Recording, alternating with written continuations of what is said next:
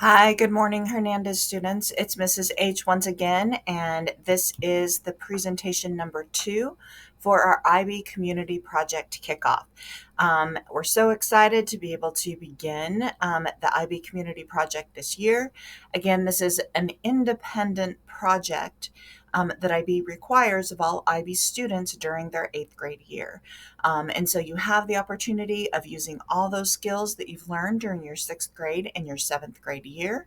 And as an IB student, you're able to use those skills in order to create an independent project, either by yourself or you can work on it in a group of up to 3 people.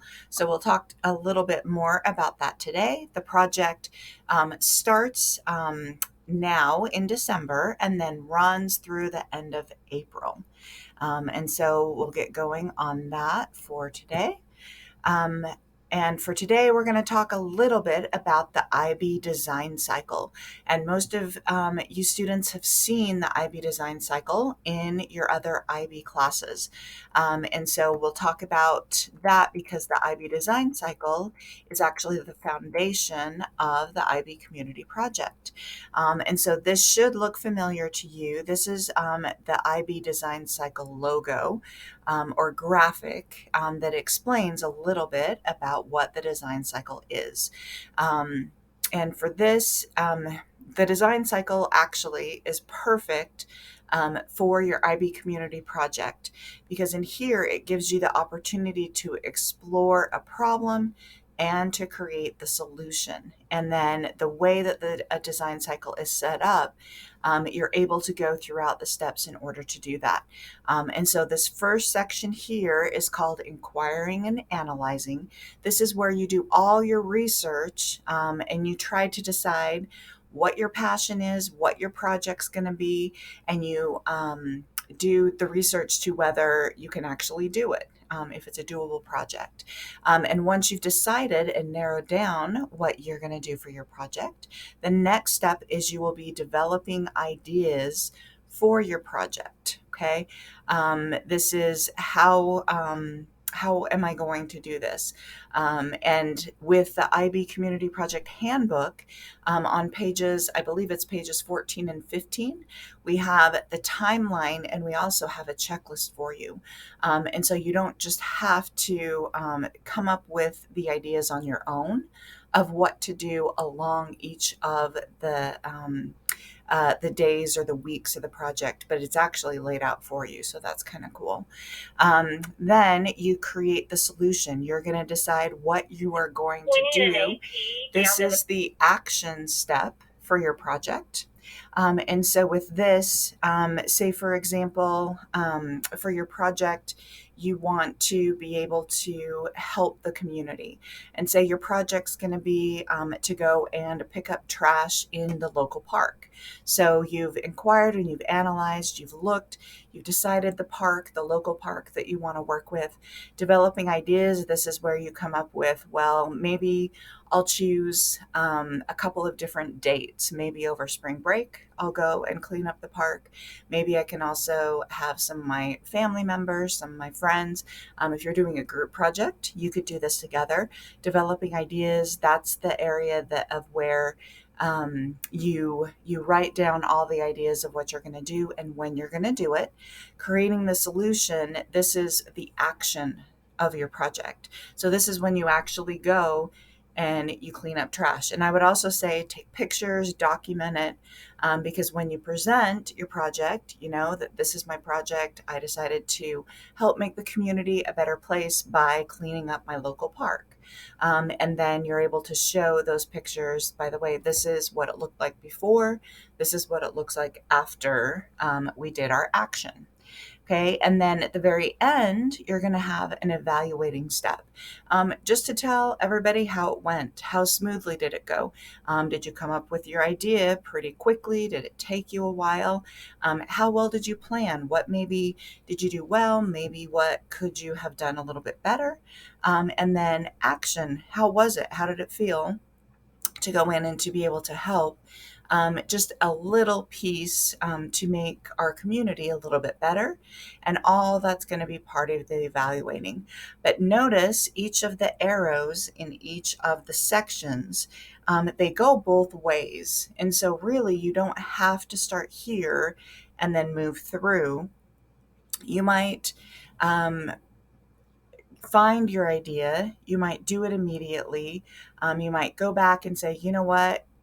The first time we went, we could have planned it a little bit better. You might go back and develop ideas and evaluating something you're going to do all along your project. So these are higher level thinking skills. These are critical thinking skills that IB wants you to be able to show others how well you can do this now that you're eighth graders. Okay, and this is an alternative to the regular design cycle. The regular design cycle sometimes can be a little bit busy. And so here it has the steps of the design cycle. It just shows it in a little bit of a different light. And so keep in mind every stage is interconnected or connected to the other stages in your project. Okay, so what is it? We've already talked about that this is a requirement of every IB student as eighth graders. This is an independent project, which means this can't be run through your regular academic classes. And so for those of you who are in a regular flex class, you'll have a little bit of time in order to work on that. And like I said, your flex teacher will be your supervisor. For those of you who have an intervention flex class, I actually get to be your supervisor, which is super exciting, which means when you have questions as you go throughout the process, please, please, please come and talk to me. I'd love to be able to help you through the process. Okay.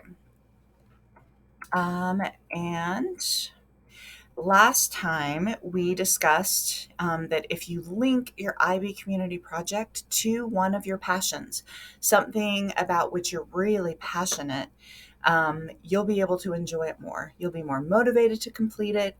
You'll actually think about ideas when you're not planning on thinking of ideas if it's connected to one of your passions.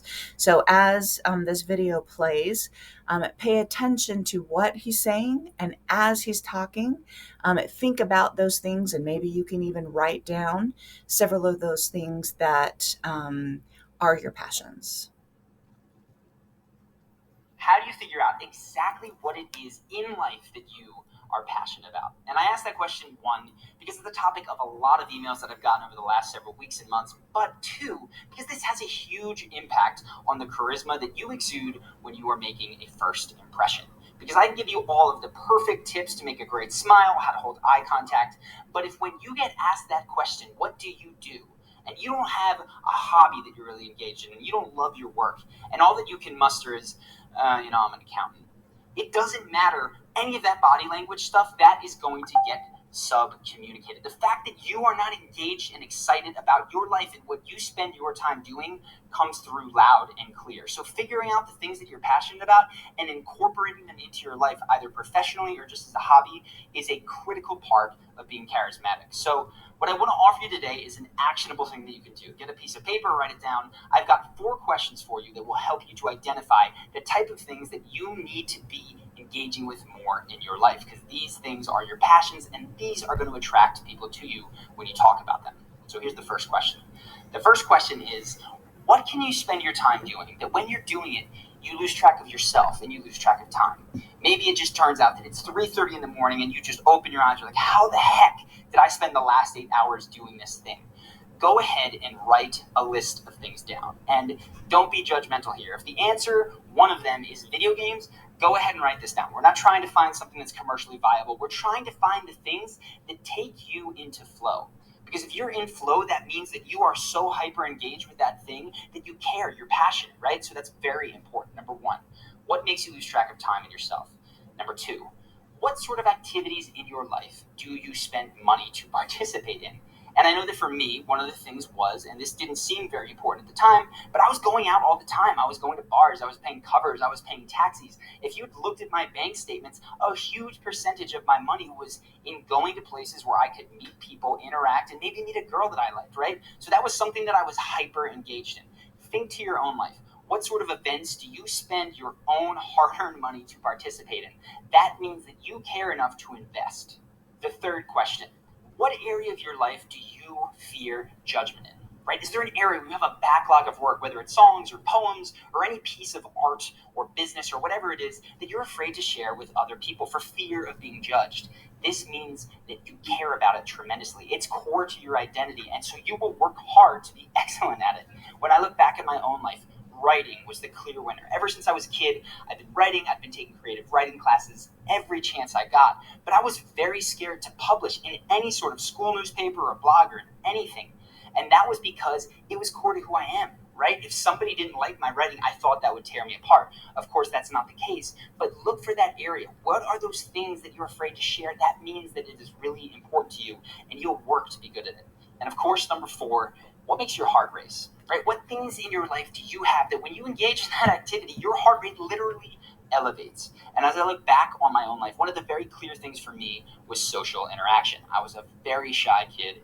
Whenever I'd meet someone new, that would kind of make me anxious, but particularly if it was someone that I wanted to be my friend or if it was a girl that I liked, man, my heart rate would just shoot through the roof. So reflect on your own life. What sort of things do you have? And again, start flipping. You can write scary movies, skydiving, whatever it is, but start to go down that list and make a list of things that actually genuinely excite you, and you know it because your body is responding. Right? So when you have this list of these 4 things, hopefully you'll have some commonalities in there. And the whole point of this exercise is to tease out the things in your life that you care about, but that you might be hiding from yourself. Because a very, very common phenomenon in today's world is that we have these things that are core to our identity. In my case, it was writing, it was social interaction, but that we're afraid to share with the rest of the world because it is so important to us. We're afraid to make it our profession or even just a hobby, right? If you were to write about it on a blog, in the internet, or engage with it in some other way.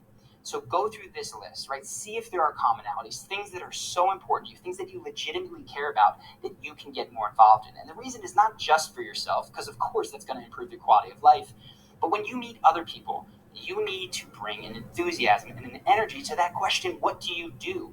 And right now, if all you have going is a job that you're not super into and friends that, you like, but you're not crazy about, and hobbies that football on Sundays, that is not going to help you connect with the kind of people that you want to have in your life. When you're passionate about something, you will attract other people into your life that have similar passions, and there maybe in some cases have passions that are completely divergent, but the intensity of those passions attract one another. So I hope that you found this exercise helpful. I hope that you followed through. And if you're still interested in more on first impressions, we've actually set up another video that has the 4 motions that guarantee you can make a good first impression on anyone, anytime. And this is things that if you imbue into this answer of what do, you take these 4 motions and you can put them into your answers. What do you do? Where are you from? You are going to absolutely smash your first impressions. They will be amazing.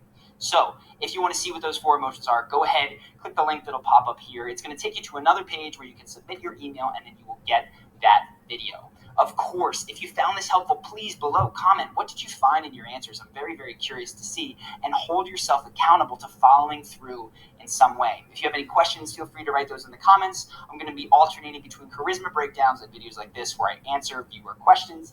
And lastly, if this is the first time on your channel and you've not yet done so, subscribe. We've got new videos.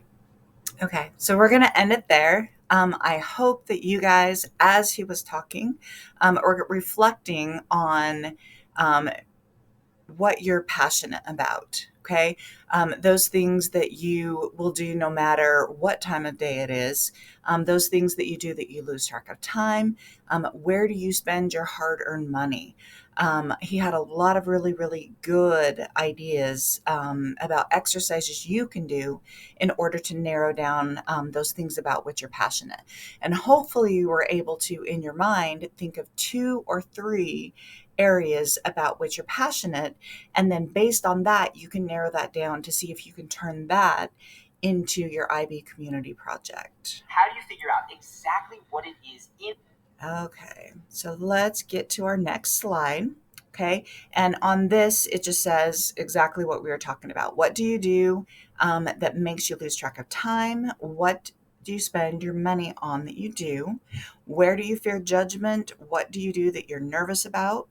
people judging you, what area, and then what hobby and pastime makes your heart race when you think about it or you participate in it. Okay, so hopefully you guys are really thinking about this, because this is going to be the key in order to move us forward with your IB community project. All right. So you're probably asking at this point, what is the purpose? Why should I complete an IB community project?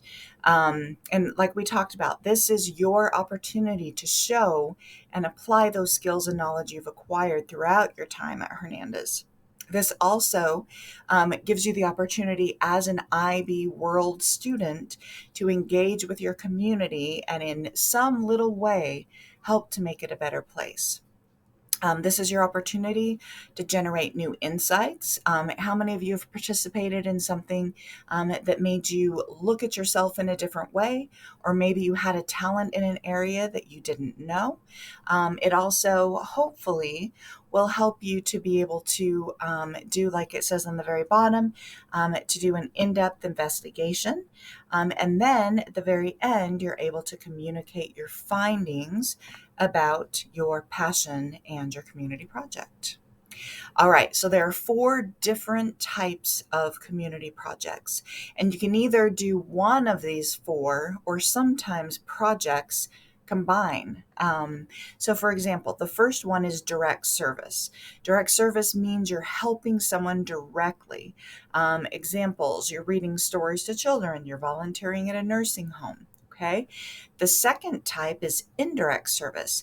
This means you're helping someone or many people indirectly. So the example here is collecting supplies for the homeless, like our National Junior Honor Society students are doing, or helping another nonprofit.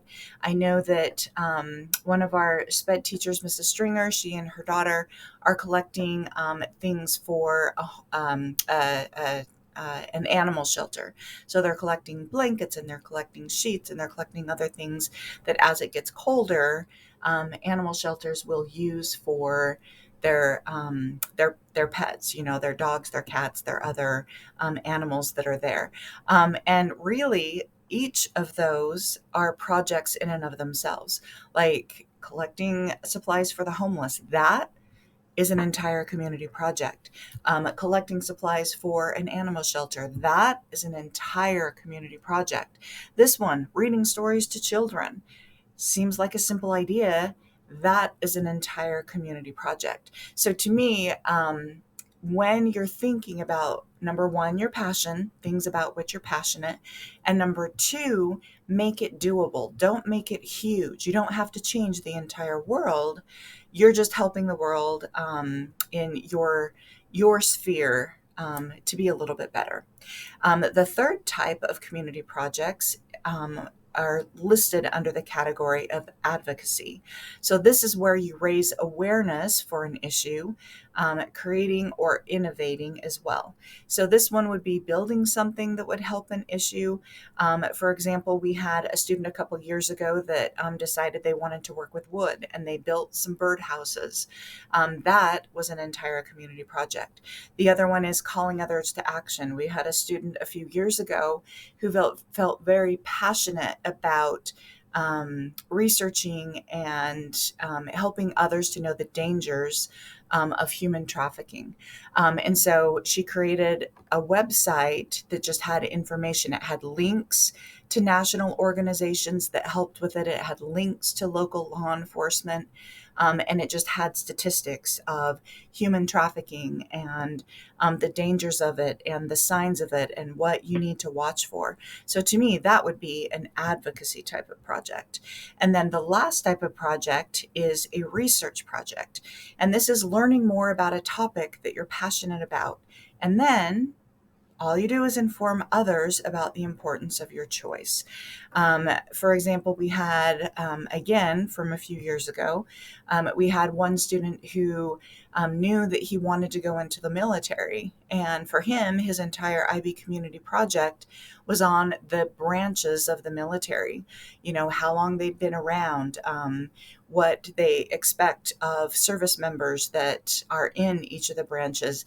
And then at the very end, he told about the branch of the military that he wanted to go in. So that entire project was his community project. And it was something that if he wanted to go into the military himself, he would have done the research anyway because he wanted to have the information. And so why not just turn it into your project and get credit for it? All right, so different types of community projects. There are examples in the handbook. Okay, performance art. For those of you who play an instrument, you could, it's winter time, it's Christmas time. You could work out like playing your musical instrument at a retirement center. That would be a community project. Visual art, sculpture, murals, portraits, public service announcements. You could create art representing something else. A multimedia piece. You could make a music video, an animated movie, and show others. You could do writing. You could do a speech or a letter to a government official or a newspaper about, again, a subject about which you're passionate. We already talked about direct action. Scientific and technology innovation. This is where you maybe design and create a model to help make the world a better place in whatever area that you're doing. And you can be very, very creative. That's what your supervisor is there to help you with, assist you with, bounce ideas off of them. Again, for those of you who are in intervention classes, please stop by my office anytime. I'm right next to the counselors. And so come stop by my office. I'd love to help lead you in the right direction about which you're passionate. All right. Remember, this year we are connected with WellAware. This is our school-wide community project. And so I, as the community, or I, as, excuse me, the IB coordinator, are coordinating with WellAware. Like our science classes, they just created a video, which is so cool. They're in the field, they're in Africa. And our science classes, our 7th grade classes, wrote questions for WellAware. And then they were able to answer those questions in a video. If you wanted to tap into another area of WellAware for your project, that's one thing that I would recommend, because sometimes it's really, really difficult to start something from the ground by yourself. But if you want to just say volunteer in Round Rock, I know there's the volunteer, the Round Rock Serving Center. They do things like in November, they do like the soup bowls, and they do a bunch of different service projects. So if all you know is you want to volunteer for your service project, call the Round Rock Serving Center, find out their next activity and ask to say, hey, what can I do to help plan the activity? Or if nothing else, show up for the activity, do the service, there's your action, and then write up how that went. So again, don't make this a huge, huge deal. To me, the biggest thing is to be able to have the right idea and just follow through. Okay. Again, here is the IB design cycle.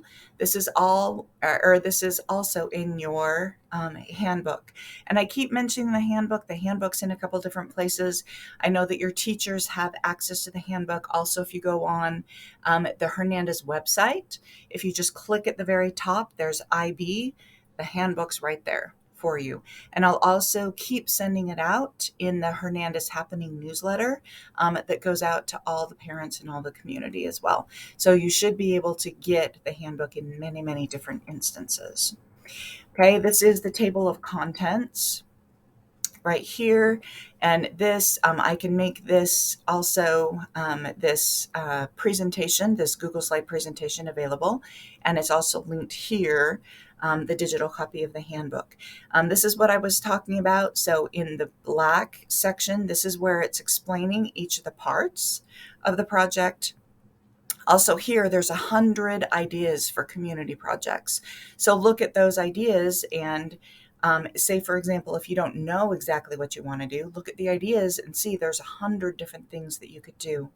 And then in the blue, this is the timeline that I told you. It'll help you. It breaks it up into little teeny chunks, so it doesn't seem like it's such a big project. Okay. In the red, This again are things that you can do along the way. And then how will your community project be graded? Yes, this is a grade that will go on your IB report card in May. So keep that in mind. And then these two green areas, these are the community project proposal. When you've decided what you're going to do, you fill out a Google form, and then the academic honesty form, just to show that the work is your own. All right. The Sustainable Development Goals. We've talked about these. These are the goals that are designed to help make the world a better place. By 2030, our goal for our school-wide community project with WellAware is going to be clean water and sanitation. And so if you look through these, where could your project lie? Is your project going to be helping the world become a better place by focusing on one of these areas? Okay, and this is just another graphic that brings them in a little bit closer so you can see each of the 17 goals that the UN came up with in order, again, for them to do their part to make the world a better place. And this is one of the women that we're working with at WellAware. And she's going to talk to you guys a little bit about the importance of philanthropy. And philanthropy is a big word that basically just says, or basically means that we try to make the world a better place by helping. And so she's going to talk to you guys.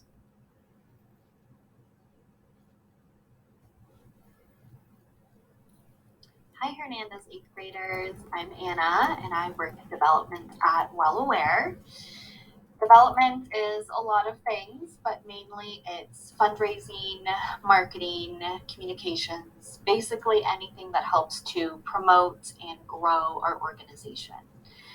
So today I'm going to be talking about philanthropy and why it's important. But before we get into that, I first want to go over what philanthropy actually is. So basically, it's the desire to promote the well-being of others, especially through monetary donations.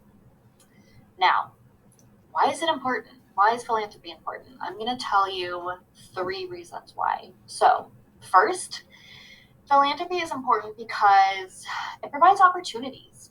Philanthropy supports projects and endeavors that may be too unpopular or controversial to gain widespread support of the general public and of the government.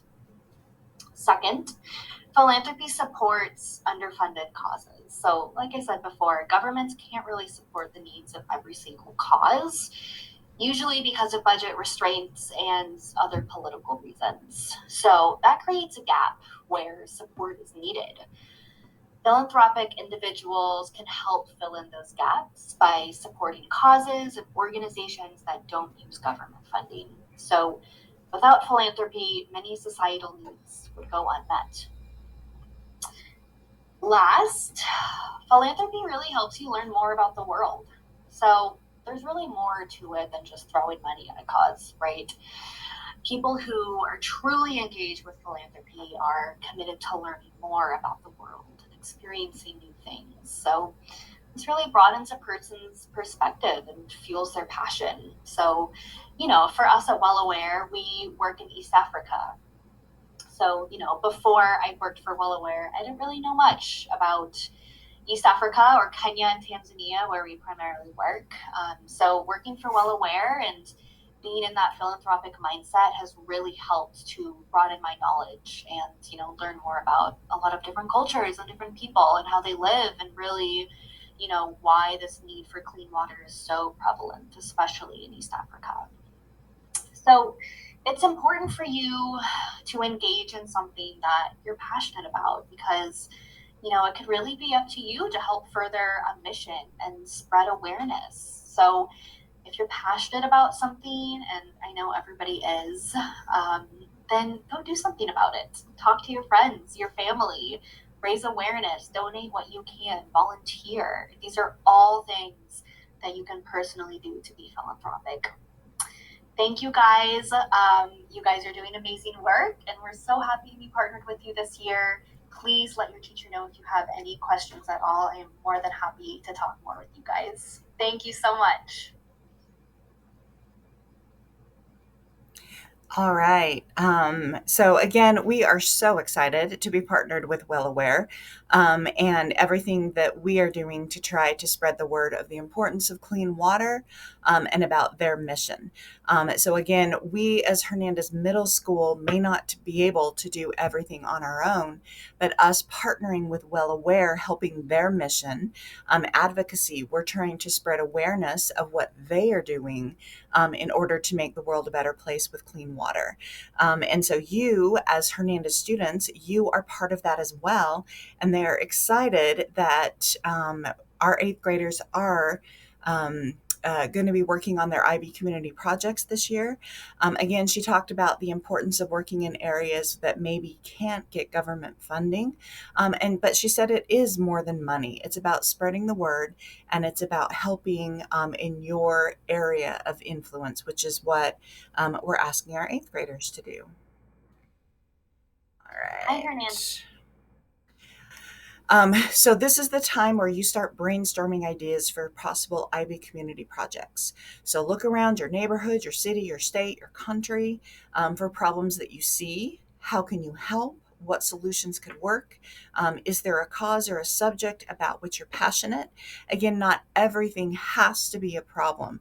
Like I told you about the student who wanted to go in the military, that wasn't really a problem, but for him, he used his passion in order to spread his research and what he found with others. So you can also do that as well. Please bring your best ideas to your flex class, or for those of you who are in your intervention flex classes, start working on this on your own. And more information will come when we have checkpoints. We will have time set up where you'll be able to meet with me, meet with another supervisor to be able to help and move it along. But as always, again, my office is back in the main office next to the counselors. Feel free to stop by. I'm more than happy to help any of you as you continue with your community project. All right. And so with that, we're going to end today. I'd really like to thank the social studies teachers for their time and sacrificing their time in their classes to be able to make sure that all of our eighth graders see this. So again, I'm available. Please come and talk to me about your ideas, and we can definitely get this going. Thanks, eighth graders. Bye-bye.